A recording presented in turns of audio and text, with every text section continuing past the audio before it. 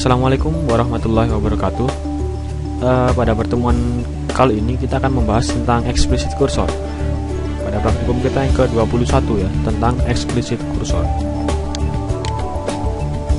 Tujuan belajar kita yaitu mampu memahami perbedaan implicit cursor dan explicit cursor, kemudian mampu memahami kapan dan mengapa menggunakan explicit cursor, serta menggunakan explicit cursor dalam looping.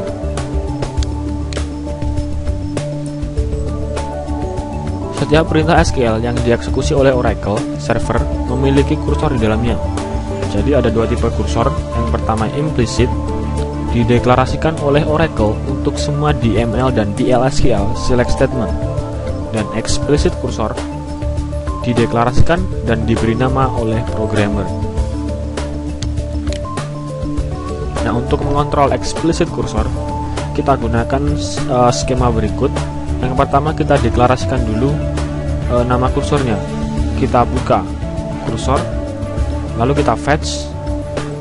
Jika kosong, kita ulang melakukan fetch lagi. Jika tidak, kita close.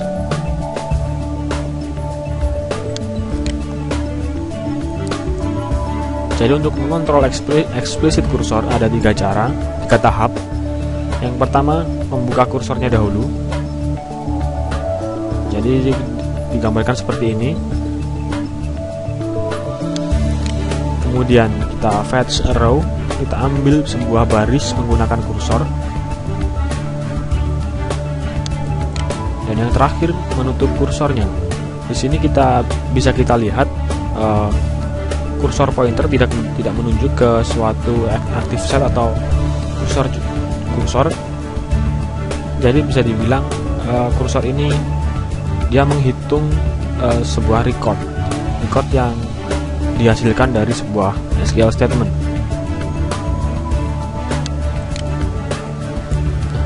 Untuk mendeklarasikan kursor, kita gunakan statement kursor, nama kursor, is, kemudian select statementnya.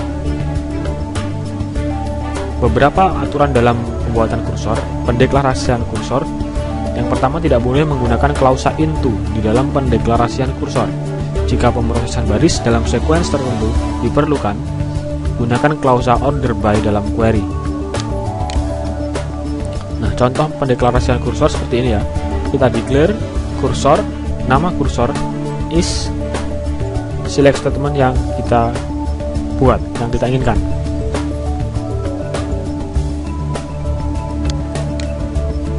Untuk membuka kursor, kita gunakan perintah open cursor name.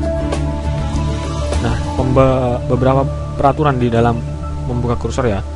Membuka kursor ini digunakan untuk mengeksekusi query dan mengidentifikasi active set. Jika query tidak menghasilkan satu record pun, maka tidak ada exception yang dibangkitkan.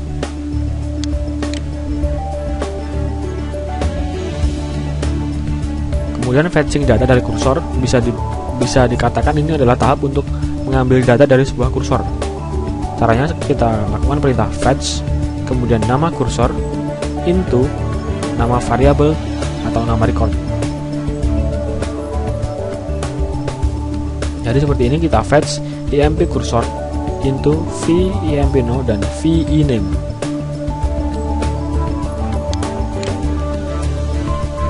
Nah, untuk menutup kursor kita gunakan perintah close, kemudian nama kursor yang kita inginkan. Beberapa atribut di dalam explicit cursor, diantaranya ada isOpen, menghasilkan nilai benar jika kursor sudah terbuka. Kemudian notFound, menghasilkan nilai benar jika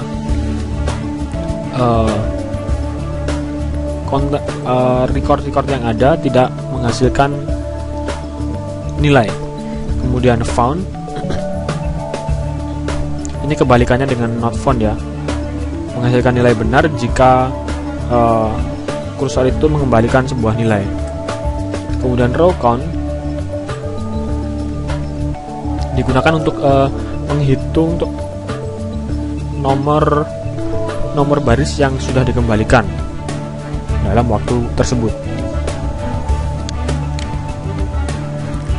Lalu atribut isOpen kita cek, jadi seperti ini ya. Kita if not EMP cursor is open. Jika kursor ini tidak terbuka ya. Di sini ada not, statement not is open, maka kita buka EMP cursor. Kita open EMP cursor. Lalu kita fetch. Nah, untuk not found dan row count, jadi not found digunakan untuk memeriksa kapan untuk keluar dari looping, sedangkan row count digunakan untuk mengambil jumlah baris yang ditampilkan pada saat tersebut. Jadi seperti ini. Yang pertama kita open dulu EMP cursornya, lalu kita lakukan looping sejumlah EMP cursor row count lebih dari 10. Jadi jika dia sudah melakukan perulangan sejumlah 10 kali, lalu kita close EMP cursor. Oke, mohon sedikit tambahan. Jadi jika dia sudah lebih dari 10 kali atau EMP cursor not found, jadi tidak ada lagi data yang ditemukan, seperti itu. Oke, lalu kursor dan record. Jadi untuk kursor hampir sama seperti sebelumnya ya. Nah, record di sini adalah tempat yang digunakan untuk melakukan fetching dari kursor. Jadi data-data dari kursor ini dilakukan fetching ke sebuah record.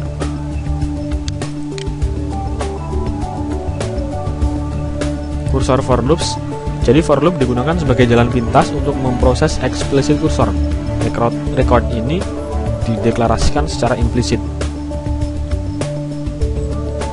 Jadi kita lakukan for record name in cursor name. Jika sebelumnya berarti kita for EMP record in EMP cursor loop sejumlah n dan kita n loop. Oke, caranya seperti ini ya. Jadi for EMP record in EMP cursor kita loop.